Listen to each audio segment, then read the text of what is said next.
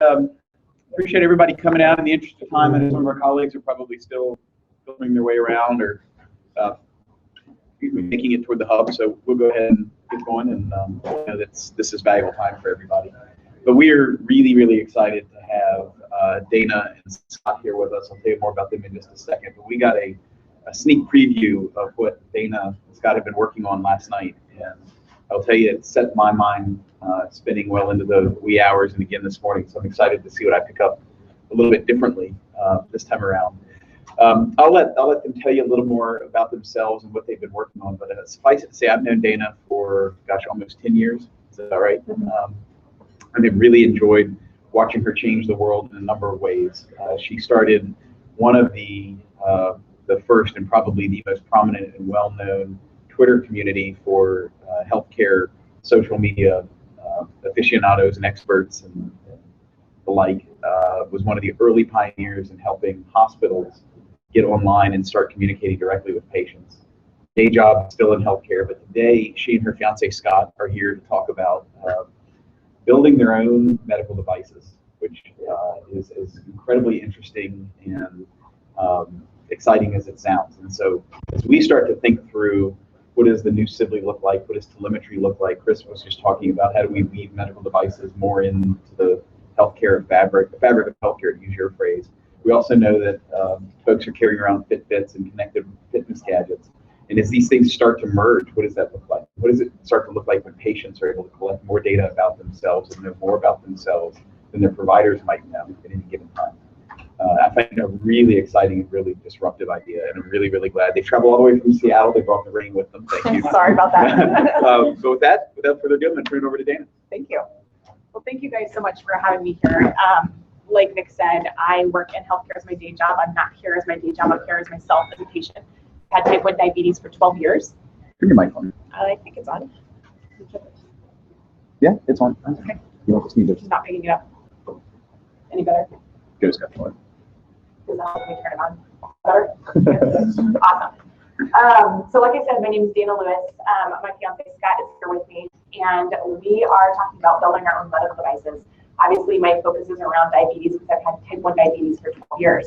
But before I get to kind of the show and tell and talk about some of the things we've learned and how we got to this point, I wanted to ask you a question, which is first, what do you think an artificial pancreas would look like? Before this presentation, what hardware, software, what would it look like if you were going to explain to somebody, this is what I think it's going to look like? It has to have a little glucometer, it has to have a little insulin container, and connection to the inside. Yep, so something going inside, something with insulin and something to measure your glucose. Yep. Any other thoughts? What if I told you that an artificial pancreas actually looks like this? This is one component of my artificial pancreas that we built. It uses an insulin pump, which I've got under my dress, so you can't see this is my show and tell version. The insulin pump that delivers insulin into my body. I have a continuous glucose monitor right here that measures my blood sugar every 5 minutes. Using a phone, it uploads into the cloud using this fancy internet stuff, comes down, talks to this little smart computer right here, this little black box. It's a smart computer, and we're passing around an example here. It talks to this USB stick right here that's strapped to the top. There's just a battery on the bottom. That talks to the insulin pump under my dress. And based on my blood sugar, the amount of insulin I have on board, the amount of carbohydrates I tell the system that I'm using, it tells the pump what to do while I'm standing here without me pushing any buttons. So right now, there's an artificial pancreas out there.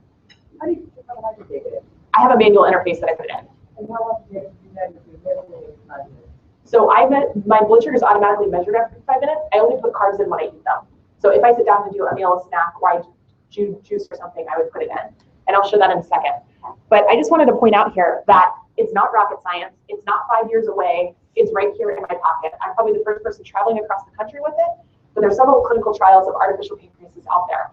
But we built one ourselves. And I want to tell you guys how we got there. Here's just a picture to show you the components that I just mentioned. And this is, if they're all piled up, and you include my glucose meters and all the batteries it takes to keep this running, that's about the amount of space you need in your pockets for a really big bag. But I want to take a step back and explain to you a little bit. I know not all of you are probably as familiar with diabetes care as I am, When I was diagnosed 12 years ago, I was given a glucose meter, some insulin, and some syringes, and sent home.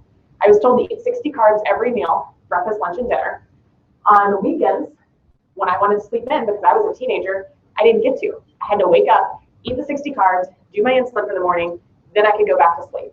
It was pretty miserable. Later, I got an insulin pump, and that made it a little bit better because I could then adjust my insulin based on the hours of the day, and if I was going to sleep in, I could do something different. However, it was still pretty basic. You eat carbs, you dose insulin. But what happens when life happens? For example, if you have celiac disease and your food comes and there's bread on top and it's not gluten-free, you can't eat the food. You've already bolused your insulin for it. What do? Or you sit on a plane all day instead of being your normal active self. Or you go and run a half marathon. You get sick. It's hot and humid. It's cold and dry. Your pump breaks. Your meter breaks. Your CGM breaks. How are you constantly deciding what to do about your blood sugar? And this is my point. A person with diabetes makes on average 300 decisions a day on average their diabetes. That's just on diabetes. Think how exhausting that is. If you, in the course of this hour, maybe have to think 5 or 6 times, what is my blood sugar? What have I been doing? What am I going to do? What am I eating? What am I drinking? Am I dropping? Oh wait, now it changed. I need to restart doing all that math over and over and over again. And just in this hour, you did that 5 or 6 times while trying to listen to this, while trying to check your email, while trying to figure out what you're doing for the rest of the day. It's exhausting. Diabetes is exhausting to figure out how to do every single day. And until we got from there with those basic devices to here, I was doing that math every single day. So the device that I showed you right here, the continuous glucose monitor, is great because it tells you your blood sugar every 5 minutes. So if I wanted to pull it out of my pocket and look at it, that's great. But again, over the course of the next hour, I would normally pull it out of my pocket or my purse or whatever 5 or 6 times an hour. Have to stop what I was doing, look over, look at the number, run all those calculations, and then carry on with my life. Now, if you are my healthcare provider, you might say, hey, at your 3-month checkup, which I do as a normal person with diabetes, why don't you bring me in your data and we can see how you've been doing. However, that device requires a PC. How many of you have a PC at home? Okay, you're gonna go precious, you don't count. If you ask a normal audience, how many people have a PC at home? Very few people will raise their hand. I had to use mine at work, but what I did is a little bit different. I got a little bit snippy about the fact that I had to use a PC to get data off my device, because you can only see up to 24 hours of this. So I told it on my phone every day, and I scrolled back to the 24-hour view, and I took a picture every single day for the week. I copied and pasted those pictures into Excel and printed it out on a piece of paper. And that's what I took to my doctor. Now, I thought my doctor would be a little bit annoyed, amused, something. He was not surprised. And I was appalled by the fact that he thought it was normal for me to take a photo with my cell phone, paste it into Excel, print it out a sheet of paper, take it into him, and he was okay with this data. There's no stats. He can't see what happened. He has no idea what happened on this day, what happened on this day, why did I go low there? He has no idea. I know because I can look back at my calendar and see that he has no idea. So medical devices, even though this thing looks great, oh my gosh, test your blood sugar every 5 minutes, every day of the week, as long as you're wearing the thing and it doesn't quit, that kind of thing. It's great, except for when it's not. And here's the other problem. This thing, you can't change the sound on it. So if it makes an alarm and it's tucked in your pocket, it's at the bottom of that giant purse that I carry around, or guess what? What happens when you're sleeping? And you sleep really, really soundly, and you live by yourself, and you don't hear the alarms of you're below 80. Things like this happen. You see those lows, those overnights? I slept through my alarms, and I live by myself. My family lives in Alabama. I live in Seattle, and a lot of times I was afraid to go to sleep at night because stuff happens, life happens. Even though I was a fairly well-controlled person with diabetes, this is what an average week would look like for me. Not that great, not horrible, but not that great. So I have been talking about, well, if the medical device is not going to make the sound louder, my iPhone can make a lot of racket when it wants to. What if I could get the data off the device and put it on my iPhone or my computer or whatever device I wanted to and make the sound louder? Great idea. How easy do you think the medical device company makes it to get your data off the device? Well, first, remember, you have to have a PC. I didn't have a PC, so how the heck was I going to get it on my iPhone? So luckily, we found somebody who learned this trick to use the same drivers that the medical device software does and to get the data off in real time. All I had to do was buy this little extra Android phone, this cable, and this pulls the data off every 5 minutes. So I can now get the data in an app and upload to a web page and give the data to whoever I want. So at this time, Scott and I had started dating last year, and I thought it'd be great because he lives 20 miles away instead of in Alabama, to have somebody sort of close by who could look and see what's happening. Is she awake? Is she paying attention? Or do I need to call and check on her? So we decided to build this system that pulled the data, and he was able to see it. However, when I hit, say, 79 or 151, yes, that's high or low, but he doesn't need to be woken up at 3 a.m. about it. He needs to be woken up when I'm down in that red and I'm not waking up and not responding to it. So I need to figure out how to snooze the alarm. So if I did wake up, maybe 1 in 10 alarms, I would wake up. I should be able to hit the snooze button and say, don't bother Scott. Well, I'm hitting this button, right? So I might as well tell it exactly what I'm doing. So I started putting in exactly how much insulin I was doing and how many carbohydrates. When I would have carbohydrates, either as a meal or a correction, I put it in. Now, I'm the data entry champion right here. Because how many people with diabetes are putting in every single action that they do into a system? The answer is very few. I'll give you the answer. So now that I've got all this data, every 5 minutes I have a new blood sugar number. We figured out how to model how insulin decays in your body. We figured out that carbs decay over time in your body, obviously, as they get digested. We can probably predict where your blood sugar is going to be in 5 minutes, in half an hour, in a couple hours. And guess what? We can do predictive alerts. So not just wait until you cross one of those barriers. Say, you're going to go low in this period of time. You should do something about it. So the alarms came not just you're high, you're low, oh crap. It's you're going to go high or low. You have time to do something with it.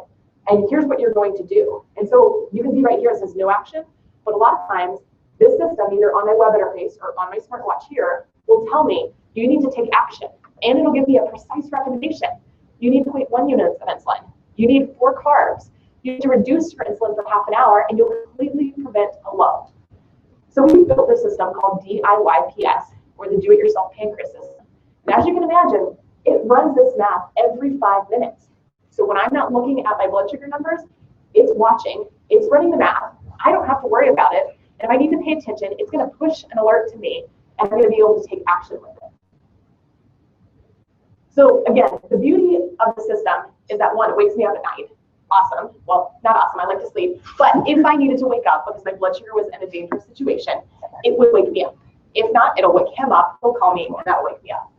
I can also customize the alerts. So when we first started the system, I wanted to know when I was above 180, which is on the higher range of kind of okay, but high. If I was above 180 for more than half an hour overnight, I wanted to know with a different alarm to wake me up, because that meant I'd been riding high for a while. Then that became, I wanted to know, I was never above 180, so I wanted to know when I was above 150. Now my alarms are set. If I'm above 130, which is a fairly normal blood sugar for people with diabetes, I wanted to know if I was above that for a long period of time. So I can customize those alarms based on if I'm having, I don't want to get alarms at all, I just want to stay alive, I can set them back to 80 and 180. If I want a really tight range, I want to be on top of things, I can set it 80 to 130 or do whatever I want. And it'll continually update and do recommendations. And again, based on whatever mood I'm in for that day or the thing that I need to be doing, I don't have to constantly change how am I going to dose my insulin, how am I going to do X, Y, Z. I've got different modes. So if I'm planning on going out for a run after work, before I leave work, I put on activity mode. So by the time I walk home and it's doing this math for me, if I'm a little bit above my normal, say I'm 125, it's not going to tell me to do insulin because it knows that I'm going to go out for a run and I want to stay between 100 and 140. So that 125 is actually okay. That's a great starting place for a run. Likewise, if I've been sick and my body is really sensitive to insulin, instead of having to change my ratios manually, how much insulin to correct me to a certain amount, it will actually do it for me. So I don't have to do all that math. I can just focus on doing the basics to survive the flu, to survive the flu with diabetes. It will do the math for me, and it will pay attention. And when my blood sugars kind of come back to the normal ranges, I can put it back on the normal mode. And when you go really, really, really low, Scott put in all kinds of Easter eggs like this where you can get a bear hug, which is kind of nice. And one of the benefits of building your own system is you can put in whatever you want. So this is a great example. I started with DIYPS last December, right here. And you can see there was a pretty impressive impact to my average blood glucose. Before, I was probably in the 140s or 150s on a regular basis. My blood sugar now is regularly 125 or below. Pretty significant. This is actually a little bit of the same graph here in the blue. You can see that's the big drop I was pointing to, but now these results have been sustained all the way to today. That's what this blue line is average blood glucose, and it's reflected in my A1C, which dropped by more than a point, and has stayed from here to here consistently for over a year. So in terms of clinical outcomes, this is pretty significant. But what this green line here to me is also really significant. This shows the time and range. When you be between those yellow and red lines of 70 to 150, basically the ideal that you want to be in. How much do you bounce above and below the lines? I was at probably 50% most of the time, and that's why my blood sugars were so high, because half the time I was out of range. Even though my A1C was okay, it wasn't the ideal. Now, my blood sugars are now at least 80% or more in the target range. So from 50% of the time to 80% of the time is a pretty significant improvement. And you can imagine that means my quality of life is better, because I don't feel gross when I'm high all the time. I don't have as many lows. And not only do I have fewer lows, but I don't have to necessarily drink juice to fix a low. I can get the prediction that says, something's changed. You're going to go low in an hour and a half. If you reduce your insulin now for half an hour, you don't have to drink juice later. How great is that? Less sugar that I have to intake, less time spent holding a toddler-sized juicy juice at a work meeting. I can just punch a couple buttons on my pump there and forget about it, and my blood sugar will never ever go low. How great is that? And we also learned a couple things that have drastically changed, regardless of this technology, how I've treated my diabetes and how I think other people should treat their diabetes. First of all, you guys know when you eat something, it doesn't just magically go away. Your body takes time to digest it. So the impact to your blood sugar actually takes a period of time. So over time, you need to know how carbohydrates are decaying in your body, because say you eat Thanksgiving dinner. Probably for a lot of us, it's a larger meal than usual, and several hours later, you might still be feeling kind of sluggish. Your body's probably still digesting a lot of those carbs. Because, for example, I digest 30 carbs per hour. If I eat 120 grams of carbs, it takes me 4 hours to digest it. So if you eat at noon, at 4 o'clock, by the time you start thinking about getting ready for your dinner, you're still digesting carbs. And so that's still impacting your blood sugar at the same rate as it was during the first hour. So if I go in and test my blood sugar 3-4 hours down the road after a big meal, and I'm dropping, I need to know how many carbs are still in my body, because I may not need to do an additional juice box. I may be just fine with the carbs in my body, or vice versa. I may be rising and I'm thinking, gosh, what's going on? Why did I stay flat and drop? And all of a sudden I'm really high. I did everything right. No, maybe I misjudged my carbohydrates, and now there's still the last 30 are hitting my body in hour 4. And you wouldn't have expected that otherwise. So understanding your personal carb absorption rate and how they decay over time is one of the things that I didn't learn 12 years ago. I didn't learn until I started having all this data and figuring out that stuff matters. And that's not something I think that most people with diabetes are taught, and probably many of us here didn't know about or didn't think about how much time it takes for your body to absorb that sugar and how long it impacts your blood sugar. And the other thing is this idea of net IOB. So right now, the insulin pumps, when you give yourself insulin, like you would with a shot, you give yourself a bolus of insulin for a meal or for correction to bring your blood sugar down. The pump tracks that insulin over time, so as it decays, you can watch and say, I need more, I need less, here's what I'm expected to be. Again, all this mental math. However, I've been talking about reducing my baseline insulin. The idea being you have a basal insulin that you get 24 hours a day, and it may vary over time. If you reduce that insulin, that'll have an impact 60 to 90 minutes later. So like I've talked about, to prevent a load over here, I'll reduce my insulin here, and I probably won't have that load down here. However, if I get to somewhere between here and there and I need to make a decision, I need to know about the fact that that reduction of insulin is going to impact here. So that's called net insulin on board. And that's something that my insulin pump doesn't currently do. It doesn't track that. If I suspend my pump and walk away for 2 hours and come back, it thinks I have my insulin on board might be 0. I'm actually at negative because I've been off of insulin for so long. That's actually really dangerous when you start thinking about the idea that they have now what's called threshold suspend on some pumps, where if you drop below a certain amount and you don't respond to the alarms, I'm one of those people, I had that product, it would reduce insulin and later turn insulin back on. But if you woke up later and the insulin had been turned off and resumed, you wouldn't know that anything had happened, because I would totally sleep through that entire thing. And then if my blood sugar was rising, I would be like, I have no idea what happened. I'm just going to bolus, but I'd probably keep going up because I still have that net negative that I'm trying to overcome. So this idea of net insulin on board is really important, and we're talking to medical device companies about how they can integrate the products today, because that's a really important difference for how you manage all of diabetes. So we have worked on a tool called NightScout. There's a big population of people, there's 9,000 people in a Facebook group that have taken this idea of getting their data off their CGM and putting it in the cloud and allowing a loved one, whether it's a parent, a sibling, a spouse, whomever to be able to view the blood sugar. So you can imagine for parents of kids with diabetes, that's really great because the kids can go to a sleepover, they can go to school, they can go play sports. The parents can be in whatever location and know what is happening to their kids. That's really great. So this visual here is called NightScout. And what we've done is we've taken some features from our system, DIYPS, and put it in here so that you can see the purple line is actually a specific prediction based on the data that I've been putting, those are the gray dots, and that's a very specific prediction line. So you can see in the first graph, this purple is coming down below 60. It's recommending a 30-minute temp. Reduce your insulin. Here is after I put in the 30-minute temp. So I'm still expected to go a little below 80, but not quite as far.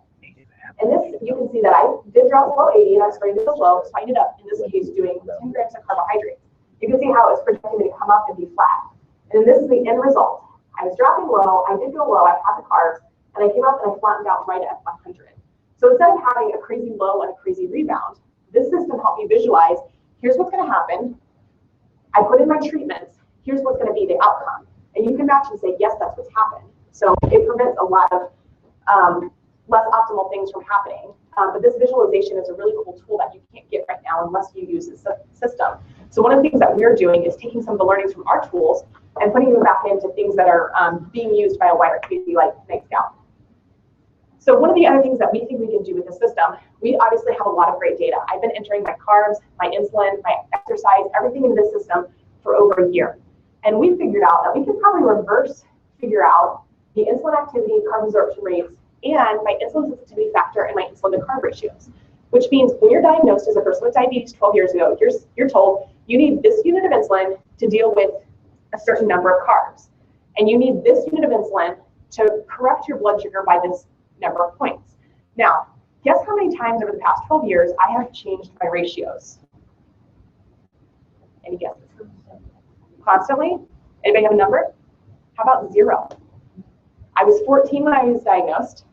I'm a little bit older, a little bit taller. My body's a little bit different, and my ratios have never changed. They probably should have over the years, but nobody's ever sat down and said, oh, let's look at your ratios and see how they're doing, and is that impacting your care? Nothing. But with this system, we can actually look and say, your ratios are working or your ratios aren't, because here's what you were predicted to be, here's what happened, or here's what you were predicted to be, and here's what happened.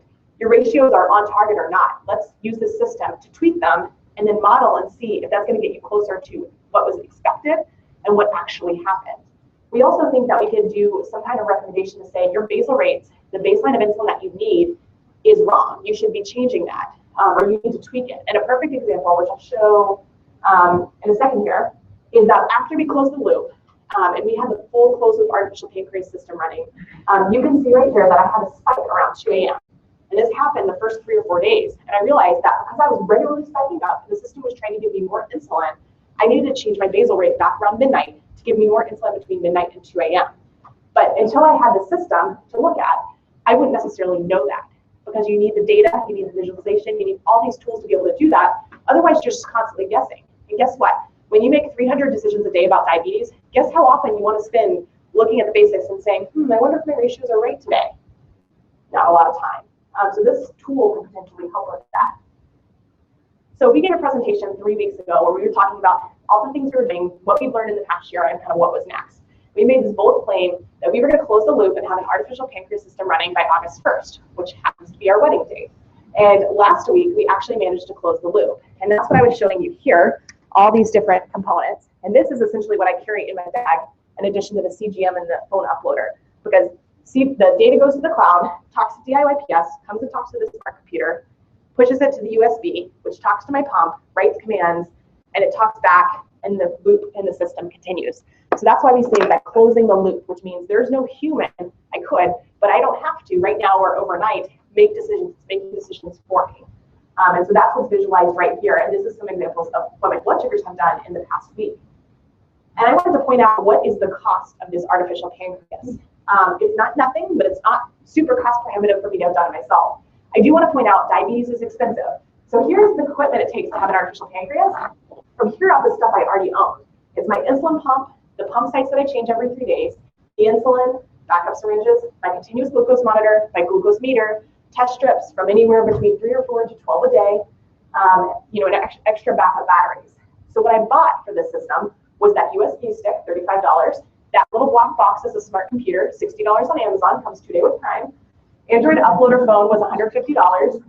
I need a $15 a month data plan to upload the data and a small cable to get the CGM to talk to the phone. So based on that pile of devices right there that we bought just for this, it was $300-ish, give or take, if you had cables sitting around. But you can imagine that me being able to go to sleep at night without being afraid of not waking up the next morning, that's worth way more than $300. And that's why we built the system, is because I was afraid to go to sleep at night. Who knows what can happen? For many, many people with diabetes, that's a really big fear. So that's one of the reasons we are so passionate, not just for me, but to get this knowledge out there, is because what else could be done for diabetes and other diseases? We built an artificial pancreas. It's right here in the room with us. Before you walked in today, did you think you would see an artificial pancreas? Let alone one that was working on a live human being and she's not in a clinical trial? And my endocrinologist doesn't know that I'm doing it, because why does he need to know? It's true. He just runs my lab work every 3 months. Yeah, so there's a lot of opportunities here. But I want to explain to you a little bit more how it works. For example, this is a beautiful graph of Friday night. I got to sleep for 12 hours and I never woke up. That is ideal, not because I slept through my alarms, but because there were 0 alarms that I had to deal with. And you can see my blood sugar. Yellow and red is what I'm trying to stay between. I never went below 86 or above 125. Your blood sugar probably didn't do so good Friday night, depending on what you ate before you went to bed. My blood sugar was perfect, and I didn't have to push any buttons. The system ran it just like that. And we're doing this mostly for overnights. We think during the day, I can probably, with the normal DIYPS, where it gives me the recommendations and I'm still pushing the buttons, during meal scenarios, it's probably going to be better for me to continue pushing those buttons, because food, everything going on is still really complex. However, here's a good example of when it really did a closed loop assist for me. I made the silly decision 2 weeks ago when we first built this that I wanted to walk to dinner. 1.5 miles. It was really cold. There's a lot of hills in Seattle. Started walking, there goes my blood sugar. I ended up having 2 Starbursts on the way to dinner. I started rebounding from the Starbursts, and then I had spaghetti. Gluten-free spaghetti has quite a bit of carbs, so you would expect to see it going straight up. Actually, I leveled off around 120. And then I started coming down because we started walking home. And then I had a hot chocolate at Starbucks on the way home, because there's a Starbucks on every corner in Seattle, and why not? And look where my blood sugar ended up. Perfect. Normally, with DIYPS, I could maybe get something that good. If I didn't have any of these tools, who knows what would be going on, and I might have made different choices about food. But because I had the system, it was able to assist me with reducing insulin as I started walking. When I started rebounding from the Starburst, it gave me a little more insulin. As I manually bolus for my spaghetti, it gave me a little more insulin. Oh, you're walking, you're dropping, even though you have a lot of carbs on board, you need to reduce your insulin. So this system was able to assist me while I was in the middle of about a 2-hour period of walking and eating and walking and eating, and what is going on, and how do I get home safely with the right blood sugar. This system really helps. And I want to give you an example from Sunday night of this week. Not quite 12 hours, but still really great blood sugars overnight. And here's how the system actually works. So again, this is just a graph of my blood sugars. This is 10:30 p.m. and that's 7:30 a.m. You can see right here, the blood sugars start kind of dropping towards that bottom white line, a little bit low. So the red line here is what my insulin is normally is, the basal insulin. The blue line is what my basal actually did. So you can see right here, as I was dropping, it reduced my insulin. And the green is the net impact. So the blue means I dropped my insulin, I started rising, my basal went not just back to normal, but a little bit past normal, gave me a little bit more insulin, back to normal, a little bit up, because you can see I was up here, kind of in the mid-range, and then it matched, and I was fine. Then you can start to see, if you look really closely, there's some white dots dropping below the green dots, which means I was starting to drop fast. So the system said, let's reduce your insulin again. It did. I recovered, I never went low, and then I ended up flat the rest of the night. So that's how the closed loop works. It works. It looks at the blood sugar, it looks at the trend, it uses the year's worth of algorithms that we built on the data, and it reduces or adds a little bit of insulin to my basals. We're not bolusing. We're not saying, let's give her a ton of insulin. We actually have safety guards. You could never give me more than this much above my normal basal insulin. So theoretically, 1 unit of insulin can't do that much damage overnight. We have safety checks on here. If for some reason it said you needed way more insulin than the system could give you, or something's going on, you need a lot of carbs, we can't reduce your insulin enough to fix. If I kept dropping, it would have alarmed and said you need carbs. Last night was a perfect example. I was dropping, it did 10 basals, it kept going, and so it woke me up, or woke him up, and said she needs the juice because she's dropping low. So we still have safety guards on this, but for I think 9 out of the 10 nights I've had the closed loop running, it has managed my blood sugars perfectly without intervention from me, based on it giving me a little more or a little bit less insulin. And this is just another view of that net insulin impact. So you can see less insulin, a little bit, a little more here and there, and a little bit less down there. And that's how you get the basically flat line overnight. And that's what your pancreas normally does. It gives you a little more, it gives you a little bit less. My pancreas won't do that. My insulin pump is programmed right now, as is the spare one, with 24 hours. It doesn't matter if it's today when I'm standing around here, or if it's on Saturday when I sleep until 11 a.m., or next Tuesday when I go run at 6 p.m. after work. This doesn't know. I'm having to manually make all those adjustments. So this system helps make those adjustments based on, it doesn't matter why, but it just knows something is different. You need a little more or less than your basal insulin. Let's help you with that. And that's the point of the closed loop system. I don't have to make 300 decisions overnight. I make one decision, turn on the system, make sure it's charged, go to bed. How great is that? And this is just an example of the impact too of using the closed loop system versus what we call DIYPS normal, what I've used for the past year. As I've mentioned, I sleep through alarms. So we built a system that gives me a lot of alarms, anywhere between 15 and 40 in a night. They're supposed to wake me up. Very restful night, but it keeps me alive, so it's good. However, you can see the red is what a normal DIYPS night is. Green is the closed loop, which means there are very few green alarms that are supposed to be waking me up. I slept through all of them. I sleep probably through most of any alarm that goes off. But I didn't need it because 9 out of the 10 nights where I've had the closed loop running, I haven't needed any manual intervention. So imagine that you sleep normally, and all of a sudden you get a newborn that comes home. And for 9 out of 10 nights, you have to wake up 4 times a night to do something. You're probably a little bit sleep deprived, right? It probably impacts your quality of life. That's what diabetes is like. It's like a newborn that you have to constantly feed, change the diaper, and feed it, and let it wake up, and let it wake you up, and over and over and over and over again. But keep in mind, I've been doing this for 12 years. There's people who've been doing this for 50 years. It takes a lot of work to manage diabetes. And so as educated as people are, as well motivated they are, they can have all the tools in the world, but until we have this in the hands of every person with diabetes, it's going to be hard, it's going to be complicated, and you'll probably be asking your patients or asking people you know with diabetes, you know, what happened? Why did this happen?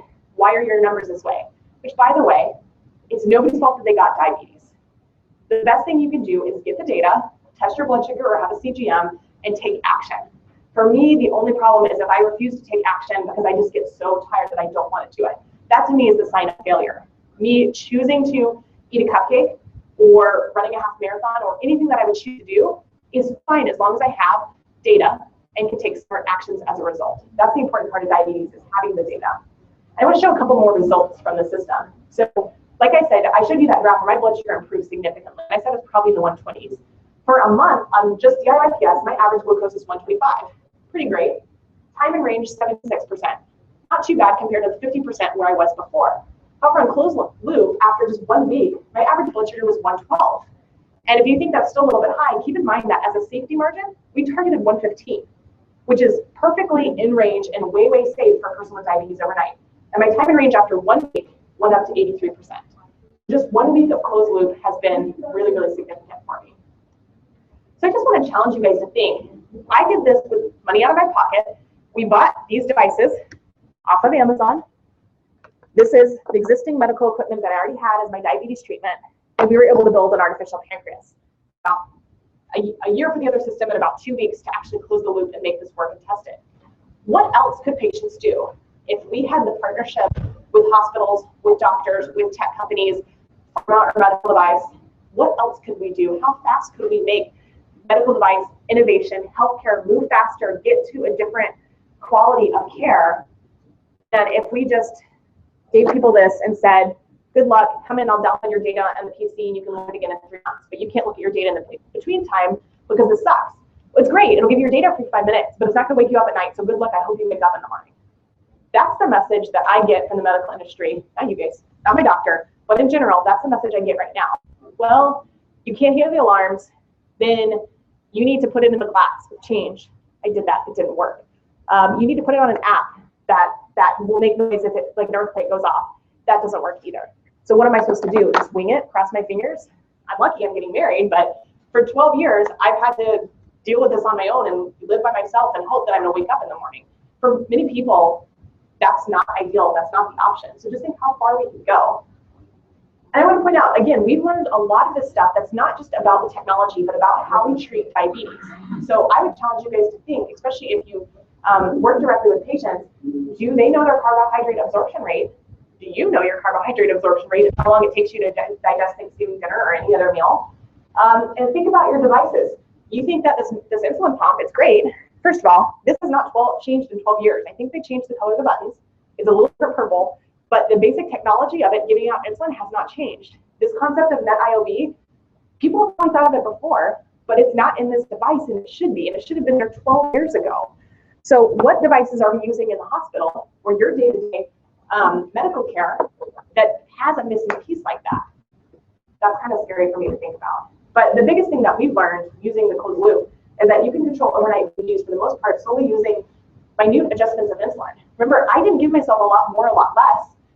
I maybe gave myself 0.6 more units overnight and then a full unit less of insulin overnight than what's programmed on my pump. It's not that much, but my blood sugars are mostly completely controlled, possibly better than yours overnight using the system. And I want to invite Scott to make this point about it not being rocket science, because this is the code that runs the closed loop. Really, this is all that I'm doing.